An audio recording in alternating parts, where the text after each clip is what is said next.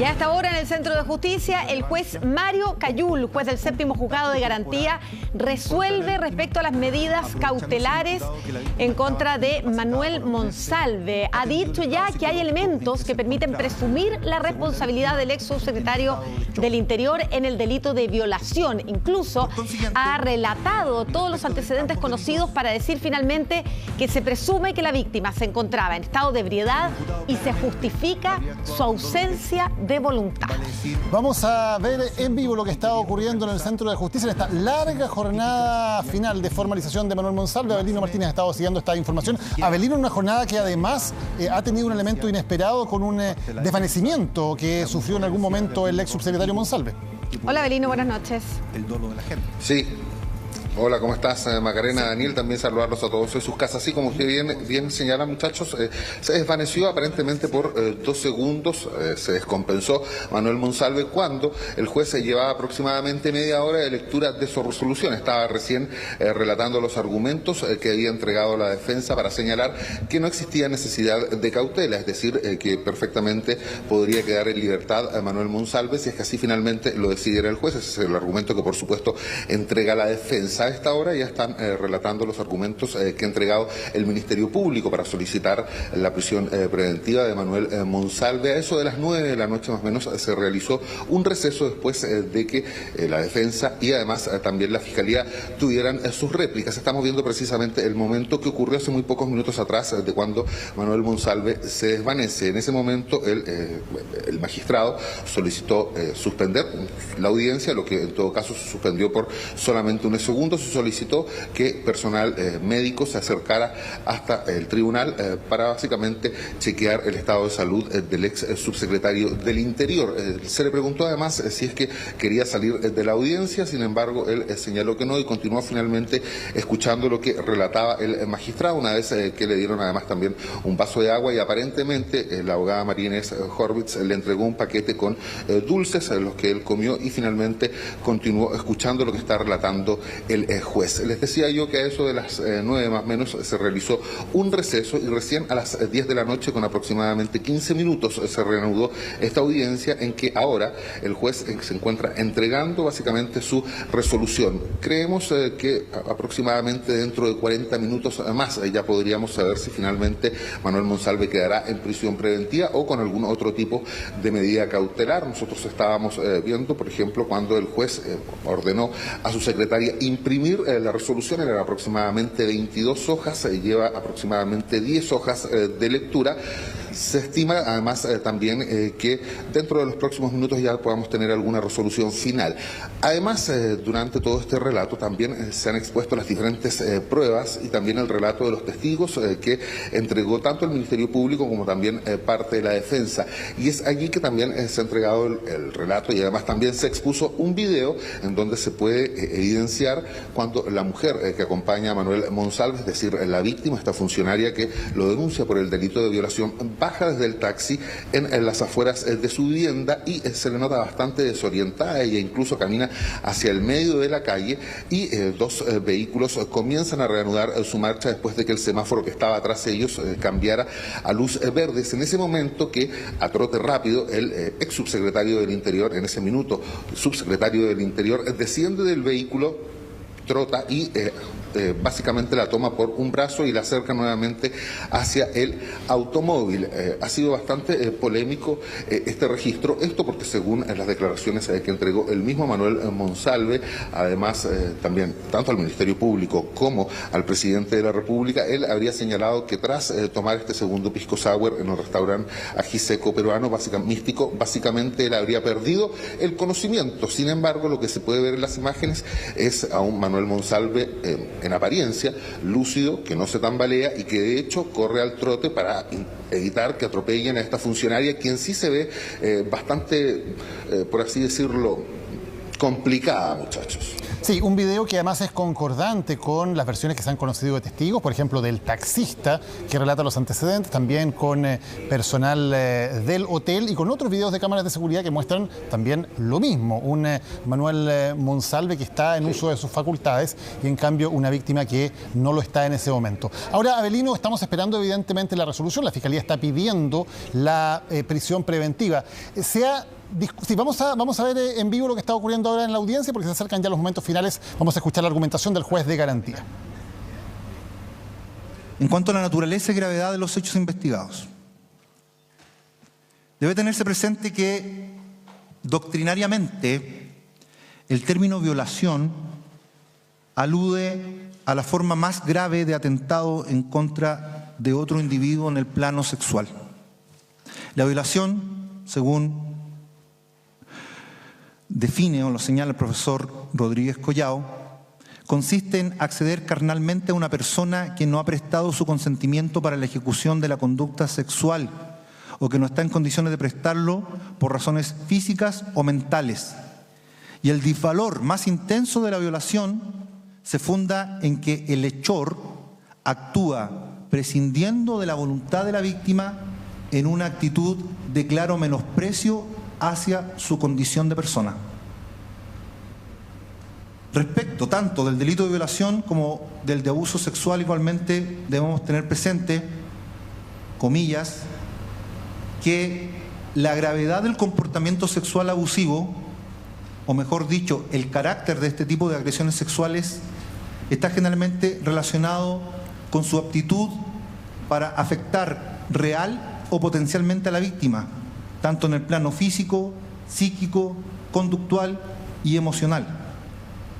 El daño puede ser considerado efímero, como ocurre con las sensaciones de miedo, ira, desconcierto, o bien duradero, como lo son ciertas secuelas psicológicas permanentes.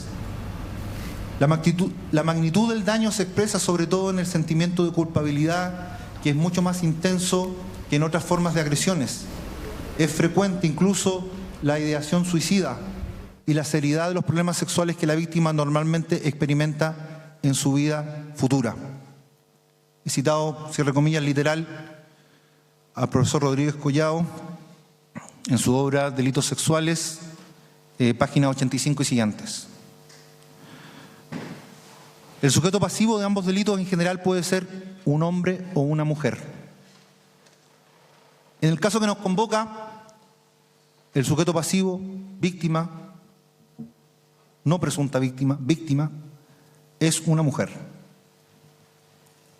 En este sentido, se debe recordar que dentro de los numerosos instrumentos internacionales ratificados por el Estado se encuentra la Convención Interamericana para prevenir, sancionar y erradicar la violencia contra la mujer, aprobada en el año 1994, ratificada por Chile el 24 de octubre de 1996 y publicada en el Diario Oficial el 11 de noviembre de 1998. Se le conoce también como Convención de Belén do Pará. Constituye derecho vinculante para todos los órganos del Estado, incluyendo desde luego a los órganos que ejercemos jurisdicción. El artículo primero de la citada convención, referido a su ámbito de aplicación, señala, comillas, para los efectos de esta convención debe entenderse por violencia contra la mujer cualquier acción o conducta basada en su género que cause muerte, daño o sufrimiento físico, sexual o psicológico a la mujer, tanto en el ámbito público como en el privado. El artículo segundo agrega, comillas, se entenderá que violencia contra la mujer incluye la violencia física, sexual y psicológica. Dos puntos, letra A. Que tenga lugar dentro de la familia o unidad doméstica o en cualquier otra relación interpersonal, ya sea que el agresor comparta o haya compartido el mismo domicilio que la mujer y que comprende, entre otros, violación, maltrato y abuso sexual. Letra B. Que tenga lugar en la comunidad y sea perpetrada por cualquier persona y que comprende, entre otros, violación, abuso sexual, tortura, trata de personas, prostitución forzada, secuestro y acoso sexual en el lugar de trabajo, así como en instituciones educativas, establecimientos de salud o cualquier otro lugar. Por último, cito la letra del artículo 6º de la citada convención. Comillas. El derecho de toda mujer a una vida libre de violencia incluye, entre otros, el derecho de la mujer a ser libre de toda forma de discriminación y el derecho de la mujer a ser valorada y educada libre de patrones estereotipados de comportamiento y prácticas sociales y culturales basadas en conceptos de inferioridad o subordinación, cierro comillas. De esta manera, en este orden de ideas, atendido que se cumplen, a mi juicio, todos los requisitos legales del artículo 140 del Código Procesal Penal, en sus letras A, B y C, teniendo muy especialmente el carácter de los hechos imputados, el número de los delitos, la gravedad de las penas asignadas por ley a los mismos, la gravedad de los delitos en relación al bien jurídico protegido y que ha sido afectado en relación a la víctima, esto es, su integridad o indemnidad sexual y su libertad sexual, atendido lo dispuesto en los artículos 122, 139 y 140 del Código Procesal Penal, ordeno la prisión preventiva del imputado, señor Monsalve, por estimar que su libertad constituye un peligro para la seguridad de la sociedad. De ese orden de ingreso a la cárcel pública inmediatamente. En relación, lógicamente, a las demás peticiones y alegaciones de la defensa, resuelvo, estése a lo resuelto. Vamos a debatir plazo y otras peticiones, si es que hay.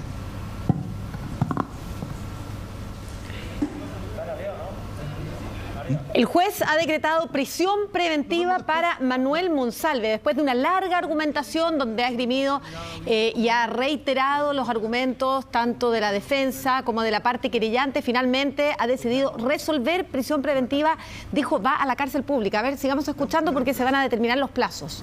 Señoría, atendido el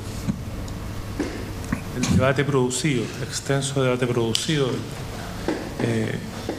restan diversas diligencias, naturalmente algunas de estas de tipo pericial, ya lo refería usted en su declaración, un informe, lo cito textual, un informe de daño y reparación de la víctima, que naturalmente no está aún llevado a cabo, declaraciones de testigos, declaraciones que hay que reforzar y llevar adelante, naturalmente esta es una etapa inicial de investigación, es que vamos a solicitar inicialmente, sin perjuicio puedo profundizarlo más, va a depender también de lo que la contraparte indique, un plazo inicial de 4 meses de investigación.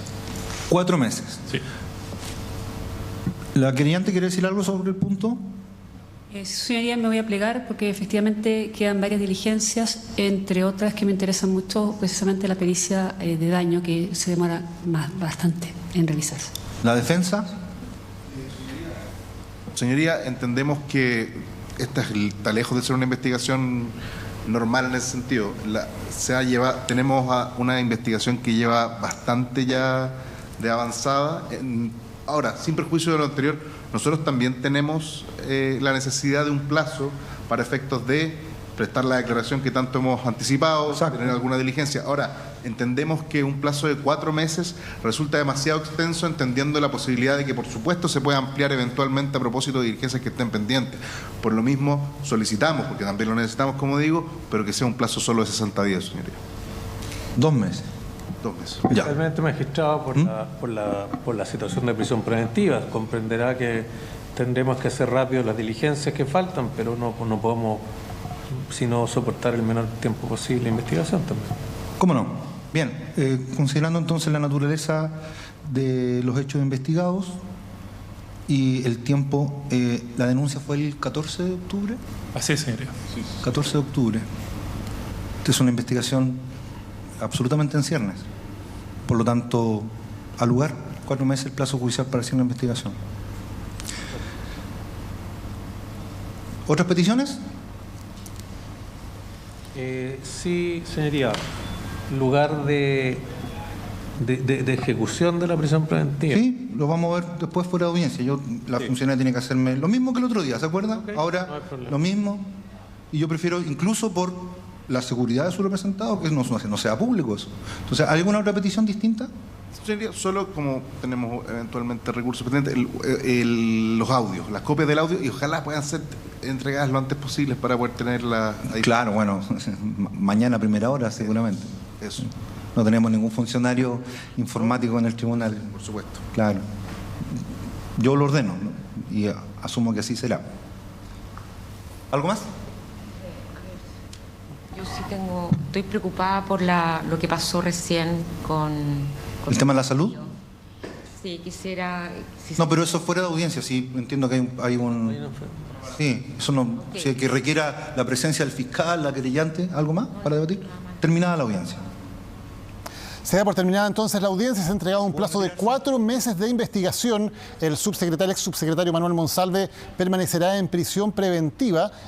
No ha especificado hasta ahora el juez el lugar donde se va a llevar a cabo esa prisión preventiva. Ha dicho que eso va a ocurrir en un momento posterior. Se provocó el argumento cierta confusión por la argumentación del juez, en que fue explicando cada uno de los temas por los cuales podría ser posible o podría ser atingente decretar la prisión preventiva. Consideró que en algunos casos no era atingente en algunos de los cargos, pero consideró que por el hecho principal de violación sí correspondía a la prisión preventiva, y por lo tanto entonces ha determinado que el ex subsecretario del Interior, Manuel Monsalve, pase efectivamente en prisión durante la investigación, que ha quedado en principio con un plazo de 4 meses. La defensa había pedido que fueran 2 meses, pero finalmente el juez dio razón también a la argumentación de la Fiscalía en torno a la necesidad de ejecutar una serie de diligencias complejas, para lo cual se requiere un tiempo importante de investigación. La razón para no dar a conocer el recinto penitenciario al cual será trasladado Manuel Monsalve fueron razones de seguridad, lo dijo el mismo juez. Por la seguridad del imputado no se dio a conocer durante la audiencia cuál va a ser el lugar donde tiene que cumplir esa prisión preventiva. De todas maneras, dijo, tiene que ir a la cárcel pública. Así es que ha habido ahí algunas opciones, algunas alternativas. La defensa ha esgrimido la preocupación respecto a que Manuel Monsalve, quien estuvo a cargo de la lucha en contra del crimen organizado, comparta dentro de un recinto penitenciario el mismo lugar, la misma locación con quienes lideran el crimen organizado. Así es que esa es una de las preocupaciones que había esgrimido su defensa. De todas maneras, el juez ha dejado claro que va a ser en una cárcel. Esto no hay posibilidad de que sea una prisión domiciliaria. Claro, se había hablado de la prisión de Rancagua, donde ha habido varios imputados por casos de alta connotación que han estado allí en los últimos meses. Recordemos, por ejemplo, el caso de Eduardo Macaya, también de Jorge Valdivia, que luego salió de la prisión preventiva porque es una cárcel nueva que tiene características que permiten una segregación de los reos. También en algún momento se habló de la posibilidad de la cárcel de alta seguridad, que también por sus condiciones permite una segregación de quienes están ubicados en ese lugar. Ha sido algo distinto con respecto a otras audiencias en que hemos visto en que sí, en otros casos de connotación, donde sí efectivamente después de decretarse la prisión preventiva inmediatamente se produce la discusión, y dentro de la misma audiencia tanto fiscales como abogados querellantes y defensores pueden dar a conocer sus opiniones acerca de en qué cárcel deben estar. En el caso de Hermosilla, por ejemplo, se produjo toda una conversación y una discusión después de terminada la audiencia en la cual se le entregó la prisión preventiva. En este caso, por las razones que ya contabas tú, Maca, el juez ha decidido que se defina de otra manera. Claro, en los distintos casos judiciales se esgrimen razones para solicitar por parte de la Fiscalía la prisión preventiva. Y en esta oportunidad, en algo que es poco común, se esgrimieron las 3 posibles razones. El peligro para la seguridad de la víctima, el peligro para la seguridad de la investigación, para el desarrollo de la investigación, y el peligro para la sociedad. Fue esta última la que acogió el juez. Vamos con Abelino Martínez, está saliendo el fiscal. Sí, está saliendo el fiscal Javier Armendáriz, vamos a